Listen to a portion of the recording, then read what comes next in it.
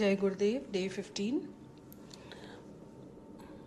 Any person who rightly understands this Gayatri Gita gets rid of all sufferings and remains happy. These 14 couplets of Gayatri Gita are the sum and substance of the knowledge contained in all Vedas and Shastras. 14 gems were found as a result of churning of the ocean.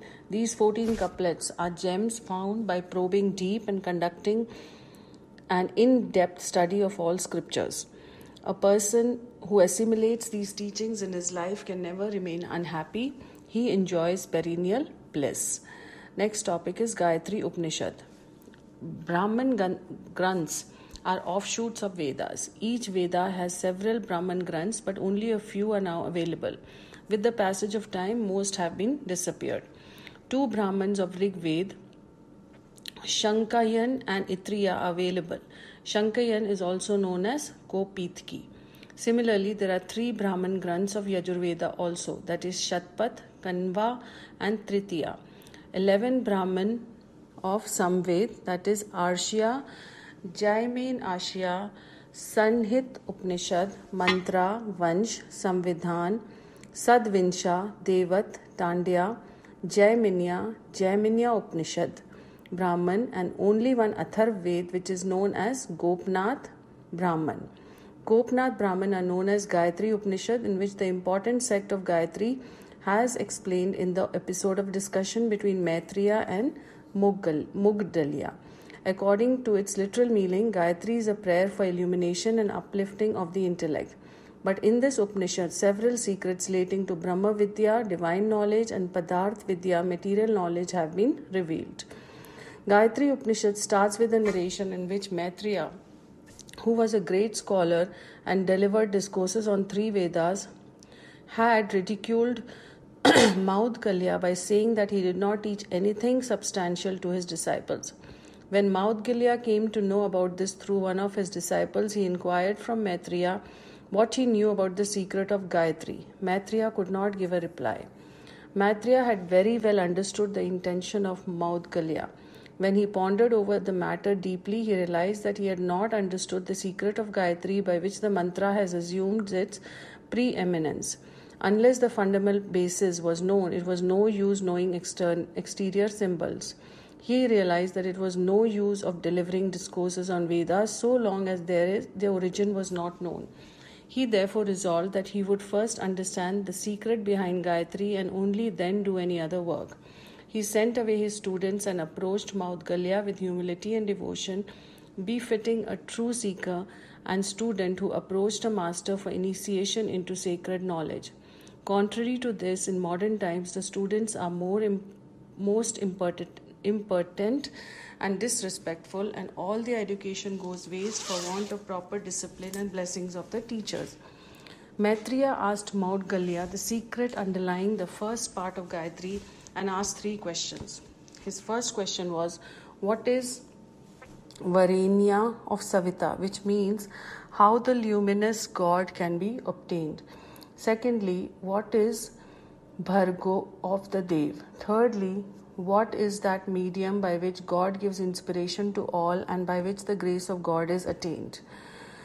Maudgalya replied, Ved and Chand are Varenium of Savita, Anna, food grain, is known as Bharga of Dev, and Karma, action, is the Dhi element by which God gives inspiration to all, develops all. Let us now ponder over these three questions and their answers one by one. Ved means knowledge and Chand implies experience. In fact, God is realized by the knowledge of self, but the knowledge implied here is not mere surface knowledge. A man may read countless books like a donkey loaded with heavy weight. He may deliver discourses like a parrot, but all this does not add up to true knowledge. Our knowledge of truth should be based on self-experience. A man should have intrinsic faith in truth when once it is established on the basis of reasoning, logic, proof and example. This faith should be reflected in our day-to-day conduct. It should first be determined with open-mindedness, truthfulness and impartiality, which principles are important, appropriate and beneficial for the overall well-being. Once it is agreed that virtues with truth benevolence, self-restraint, honesty, etc. are the highest from every point of view, they should be put into practice. When true knowledge ripens and gets deeply rooted in devotion, it leads to self-realization. Knowledge without experience is effete. Experience does not stand on sound footing without knowing the principles. When man's true knowledge culminates into faith, when he gets rid of vanity, deception, malice, hypocrisy, cunningness, and conceit, and when single-pointed faith and devotion reign supreme in one's psyche, God can be instantly realized. Thus, Savita has been described as coordination of Veda, knowledge, and Chand, experience. In short, God can be realized through knowledge and experience combined together. Replying to the second question, Modgalya said that Bharga of Dev is Anna. Material sources are the strength of a superior person. Superiority or excellence can be strengthened only when Anna, food, or material resources are available. Material resources and wealth constitute a power which, if it goes in the hands of asuras, demons, increases devilish tendencies, and if it goes in the hands of devas, godly persons, promotes godliness. If power to govern a country lies in the hand of cruel and wicked persons, they would spread viciousness. The extent to which India has been ruined due to foreign rule in the past centuries is well known. If this political power is handed by good, righteous people, the country can make exemplary progress, as has been done in countries like Russia, America, etc. In this book on Gita, Yogi Aurobindo has written that peace and happiness will prevail in the world if Lakshmi, material prosperity, is possessed by virtuous persons.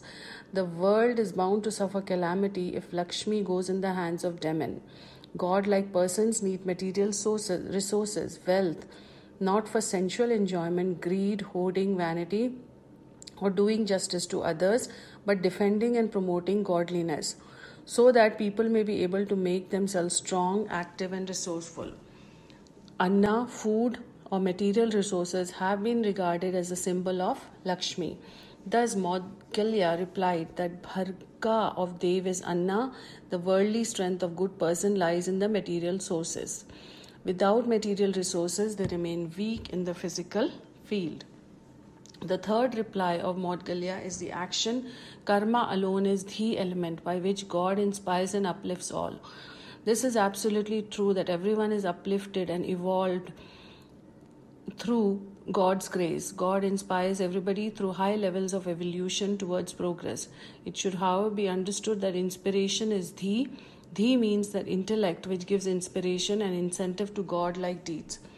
A person who is flavored by the grace of God is endowed with wisdom accordingly.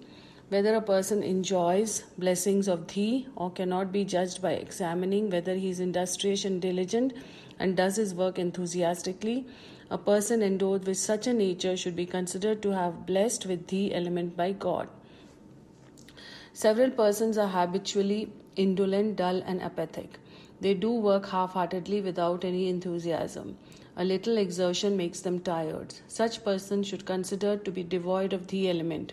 Obviously, they are doomed to remain unlucky in the absence of enlightened intellect, which inspires men to utilize their energies in worthwhile pursuits. There can be no two opinions that Maudgalya's aforesaid teachings is true. Those who blame one's luck and think that what is destined cannot be awaited may feel satisfied by accusing others for which misfortunes. But the fact is that they have been deprived of God's grace through their own indolence. This grace of God is available to all and is within everybody's reach. By adopting dhi, which also means purposeful industriousness, everybody can become entitled to get divine grace and achieve progress. God never deprives anyone of his grace. It is the man himself who foolishly turns himself against it. The last question which Maitreya asked was, what is Savita? What is Savitri?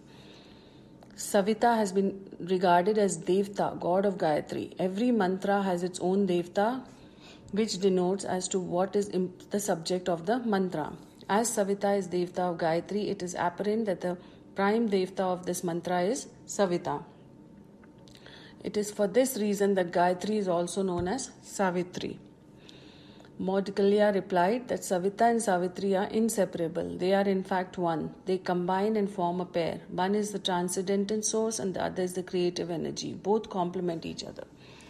The importance of Shakti Marg lies in the tapping of this power. Every atom is instinct with infinite power. The explosion of one atom may result in the destruction of the whole cosmos, but this happens when that supreme energy is properly released. The transcendental, luminous, almighty God is known as Savita, and its Shakti power is known as Savitri. Savitri is not different from Savita, but complements it. They constitute one integrate pair. God is incomprehensible, unknowable, formless, and transcendent. It is only through its creative energy, Savitri, that an inkling can be had of this absolute divine. This is a matter which can be understood only by deep and serious reflection. It is for this reason that the authors of Upanishads have tried to fathom this mystery by giving examples to make it easy and intelligible to the people. They say that the mind is Savita, speech is Savitri. Where there is mind, there is speech, and where there is speech, there is mind. In the same way, fire and earth, air and space, sun and moon, stars, electricity and lightning, pran, that is vital energy, and anna, that is food, Ved and Chand, Yagya and Dakshina, day and night, hot and cold, fire and water, have been stated to be Savita and Savitri, constituting one pair each. These are only few examples. By giving these examples, the author of Upanishads have sought to suggest that the supreme divinity cannot manifest by itself so long as it remains absolute existent. It manifests only when there is a stirring of its Shakti. Thus, absolute Savita manifests to man only through invocation of Savitri. Lakshmi Narayan, Sita Ram, Radha Krishna, Uma Shankar, Savitri Sita, nature of and God, all these pairs indicate that each of them complements the other and is the cause of manifestation of the other. Jeev's soul also, which is imperceptible, manifests itself on account of Maya, power of God. Human development also cannot be one-sided. Integrated human development and evolution is possible by awakening the dormant divine energy within us. Energy and the source of energy both are interrelated. Just as Savita can be experienced only through the grace of Savitri, we should also awaken in ourselves through collective sadhana all these marvelous energies of Divine Mother. Our sadhana has to be collective effort of kindred souls. Maitreya told Maudgalya that he had become his disciple, he had acquired real knowledge and secret of interrelation between power and its source.